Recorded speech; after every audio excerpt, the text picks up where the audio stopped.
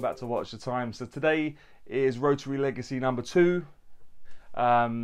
This is the two-tone version as promised.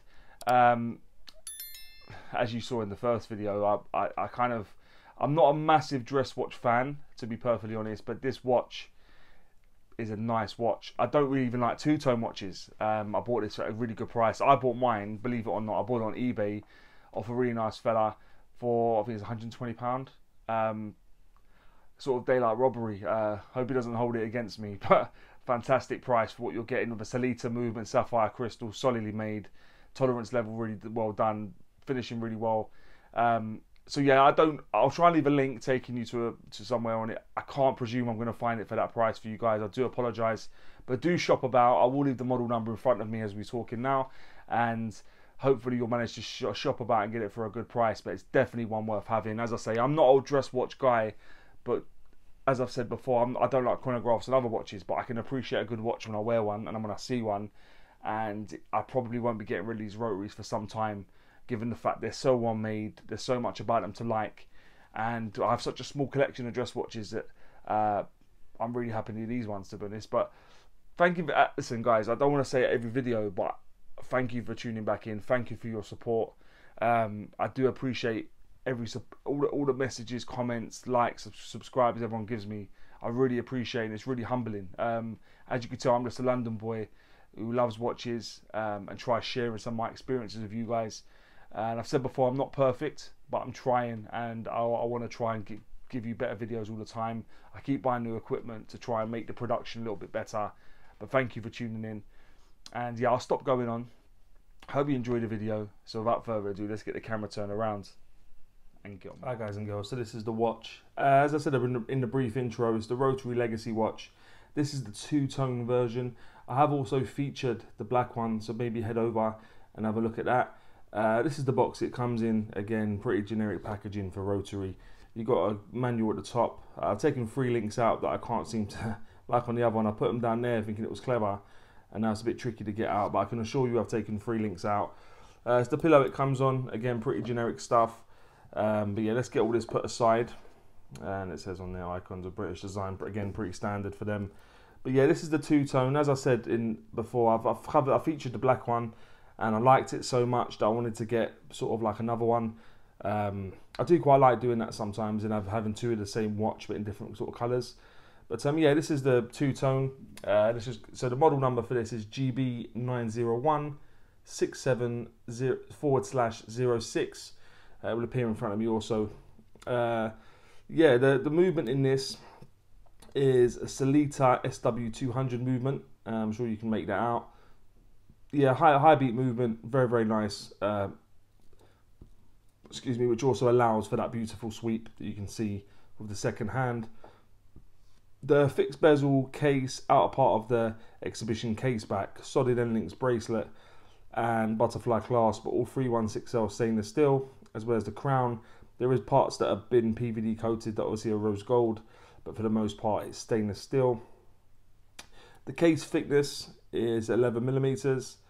The diameter from the 8 to the 2 is 40mm, and when you go from the 9 to the 3, taking into consideration the crown, it becomes 42.5mm. The lug width is 20mm, and the lug to lug, tip to tip, is 40.5mm. So very, very compact watch. The case back style is an exhibition case back, and I like the fact that they've actually colour matched the rotor. I like the fact they put a rose gold rotor on there, sort of in keeping with the actual watch itself. And yeah, exhibition case back, and you see the movement, and also screwed down. The bezel type is fixed, and it's a rose gold high polished bezel.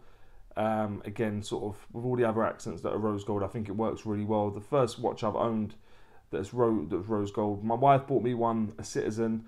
It's not quite rose gold, it's supposed to be, but it's more gold than rose, I would say. And the crown, the crown type is screwed down, and it's signed also, as you can see. Yeah, no problem. A bit like the black one. Excuse me. There's no problem unscrewing it, and when you put it back in, it screws up nicely. The knurling on it's done very, very well. No issues there. The strap material, as I've alluded to already, is stainless steel, and a bit like the other variant, it's a mixture of brushing and polishing. The main links, the silver links, I suppose, are brushed, and the rose gold is high polished. The same links that were polished on the other bracelet. The clasp is a butterfly clasp, and again, done pretty well in terms of how it fits. It locks into place nicely, and when it's in, it's very snug, so it conforms to the wrist nicely, and it fits very seamlessly like they like to do with butterfly clasps. The crystal covering that beautiful dial is a sapphire crystal, a flat bit of sapphire crystal. Let me just wipe it, guys. Sorry, 1 second. It does have a little mark on it, which I'm sure will annoy you because it will annoy me. And yeah, sapphire crystal, flat bit of sapphire crystal. I'm not sure if it's got any AR coating on it. It could well do though, given the fact that it seems very legible. The water resistance of this watch is 100 meters, which is 10 atmospheres of water resistance. So you could take it swimming. I won't be taking mine swimming, but I'm sure you'd be fine to do so. The weight of this watch is 132 grams. It will appear in the top right hand corner. I have taken out 3 links for it to fit my wrist. So I hasten to add, it probably comes in around 140 grams all in without any links being taken out. So just bear that in mind. But yeah, let's have a look at the dial now. So a bit like it's the brother, if you like, the black one, or sister, whichever you prefer. Everything is quite similar in terms of the dial, in terms of the layout. So you've got a minute track going round. Every hour you have a lume pip, which is pretty cool. Inside that you have applied indices. And then just below the indices at the 12, you've got Rotary Les Originals. Don't know if I'm pronouncing that very well, but do excuse me. And just above the indices at the 6, you have Legacy Automatic, just denoting it's the Legacy range. And either side of the indices at the 6, you have Swiss Made, just denoting what I said, that it's a Swiss made watch, given the fact it's got a Sellita movement. And at the 3 o'clock, you've got a date, so it allows you to have the date. And also, I like the way they've incorporated the date window and still allowed there to be a bit of indices and a lume pip there also, so it doesn't really sort of mess up the aesthetic of the dial. But yeah, let's have a look at the movement very quickly. Again, hacking hand winding movement. So you take it out to the sort of first position, if you like, or ghost position, and you can hand wind the movement. I'll let you listen to that for a second.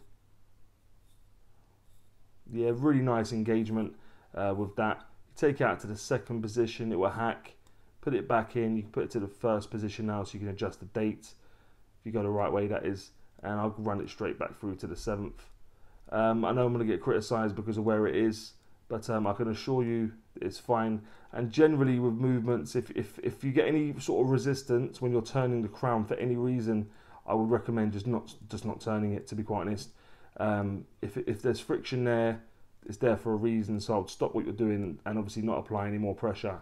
But yeah, that's the dial. Really, really beautiful dial. I think this is where the watch shines. Obviously, it's got a Swiss movement, sapphire crystal, built really well. But the dial is just so exceptional. I'm sure you'll agree. But let me pop it on my wrist. As I've said before, my wrist is just above a 7-inch wrist. Sort of 7 1/4, maybe a bit smaller. I'll have to measure it again. But that's what it looks like on me. It doesn't fit perfectly, but I'll run into that in only a second. But yeah, it looks really nice. You'll get more of a feel for what it looks like on the outside shots as well. But that'll now take me on to what I think is pants and Pukka. Obviously, as we normally do, we start with pants, go out with a high, and go on Pukka. Yeah, guys, it's going to be basically the same, given the fact the watch is pretty much the same as the others, really. So in terms of what I think is pants, I'd go with the links. Yeah, the links on the bracelet. Where's a butterfly clasp, but it doesn't give you any micro adjustment. A couple of half links would have been perfect on this to allow you to get it to fit your wrist. Because when you have a butterfly clasp and there's no micro adjustment or no half links, unless you're very lucky, you get into a position where you've either got to wear it tight or loose, which is a bit of a problem. So I'm wearing it slightly looser now than I would like. So yeah, I'd say that. And the butterfly clasp, again, I would just rather have a mil clasp on this watch. I think a mil clasp with micro adjustment, the links wouldn't be an issue, and it would just work so much better. I think that's all it's missing really, is a mil clasp. So yeah, I will do a long-term review of this in the black one, but for now I'd go with the bracelet link size and the butterfly clasp for what I think is pants. What I think is Pukka, again, the sapphire crystal. You know me, guys, I love a bit of sapphire crystal. I know some people prefer mineral on certain watches, and I get that for divers and stuff, in terms of they won't shatter and stuff in a mineral, but it will on a sapphire, so I get that. But yeah, sapphire crystal. The dial, as I've alluded to already, the dial is just beautiful. I love the way they've done this, and then the black one as well. And like I said, I like the black one so much, I had to buy this one just because I wanted to have two of these watches, because I think they're beautiful and they represent outstanding value for money. I'm struggling to find it, but we'll talk about that in a second. The movement, the Sellita SW200 movement, fantastic movement, very, very good.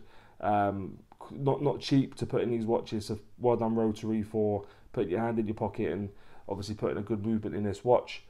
And finally, the general fit and finish of the watch, in terms of everything, like the way this watch is put together, just screams out quality to me, to be honest. Everything's really nice. I do like it. It's going to be a bit of a polarizer of those little bumps at the side, but as I've spent more time with it, that might come up in my long-term review, but for now, not a problem either way. Yeah, but the build quality is very good. The bracelet's solid. I know I mentioned it. I only really have a problem with no half links, but everything else is done really well. The fitment's really good. Yeah, as I say, guys, this watch screams out quality. I managed to pick this up, believe it or not, off eBay for £120. Phenomenal. I think it's probably the best £120 I could ever spend on a watch, to be honest. Yeah, I did a deal with someone on there, so thank you. I think it was a one-off. I don't think you'll be able to find these for that price, but if you can find them for in and around £300, $400, still very, very nice watch for the price. But yeah, to surmise what I think about Pukka, as I go with the sapphire crystal, the dial, the movement, and the general fit and finish. And that'll take me on to whether I'd recommend this watch. And again, guys, 100% I would. I'm not a huge dress watch fan, but I can appreciate a good watch, and I'm really happy that I've got this and the black dial version of this watch in my collection. I'm really happy with them. And thank you again to Gary for bringing this watch to my attention in terms of the Rotary Legacy range. Very, very nice. But guys, let me know what you think about this watch and any other watches you may want to see on the channel. And guys, thank you for tuning back in. And as always say, don't forget to like and subscribe, and always watch the time. Take care, guys. All the best.